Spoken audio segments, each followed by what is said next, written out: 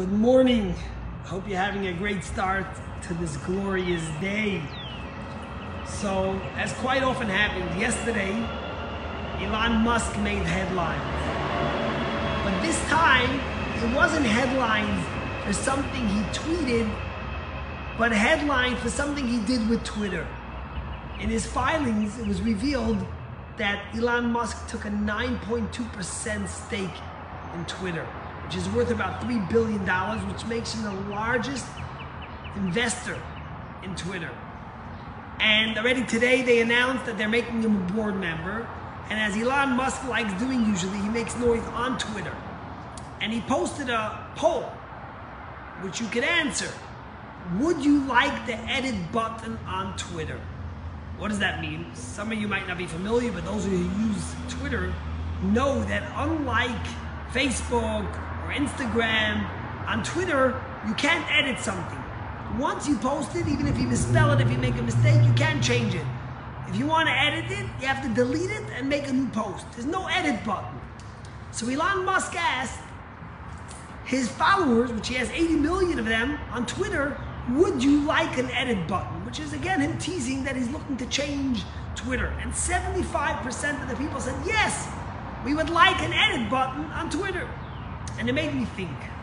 It made me think because Judaism is a religion and our deep connection to God, which actually allows us an edit button. It allows us to rectify our mistakes and change the misgivings and the things that we did.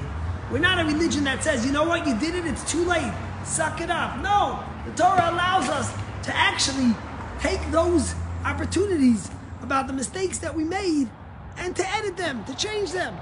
And if you think about it, when you sit down at the Seder with your family and we suddenly open up the Haggadah and we discuss what it means to be free and we discuss who we are as Jewish people and we discuss the gifts that God gave us, that's really a time to reset our priorities, to edit those things that we did and to change them.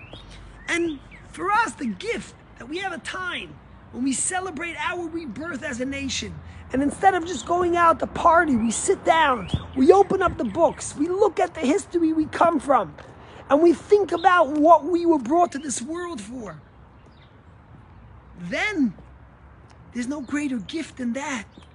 And yes, Elon Musk, if you're looking for an edit button on Twitter, that's what Judaism's about. The edit button, the opportunity to change, the opportunity to rectify, the opportunity to make amends, the opportunity to think and to contemplate, why are we here? What are we here for?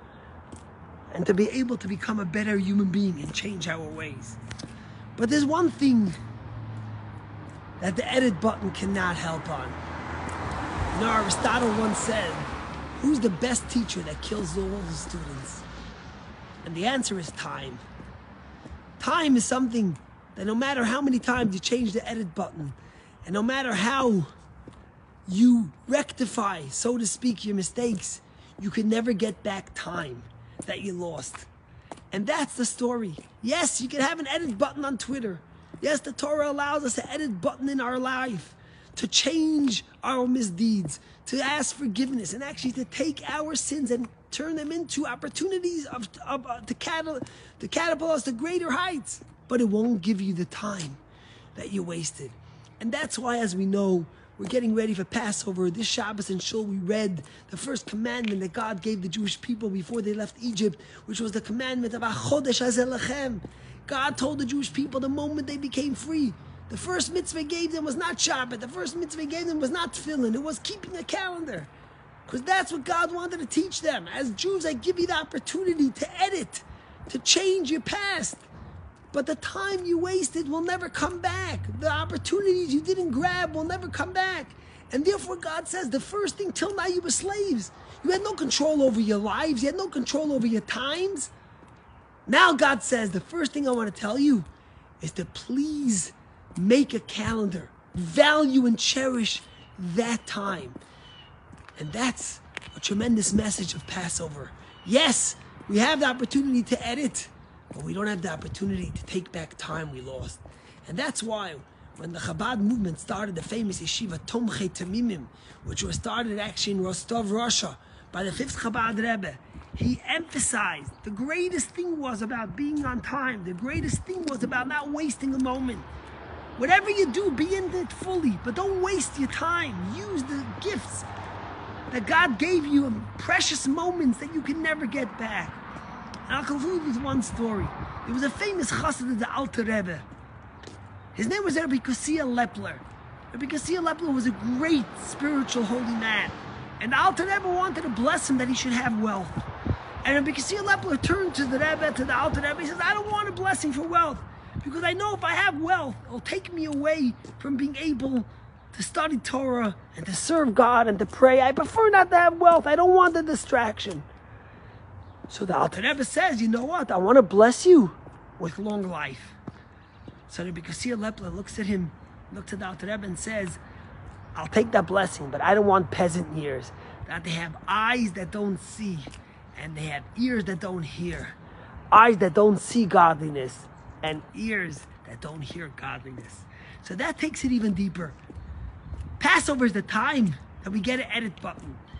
We can't take back the time that we missed. But the time that we have, we could make sure that we utilize it to see God, to hear God, to be in tune with our spirituality, with our soul.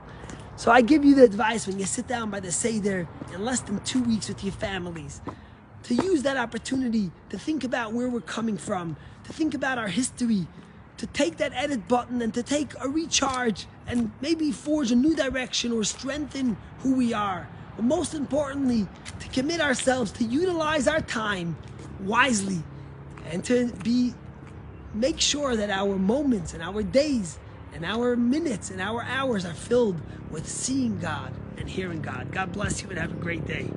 See you tomorrow.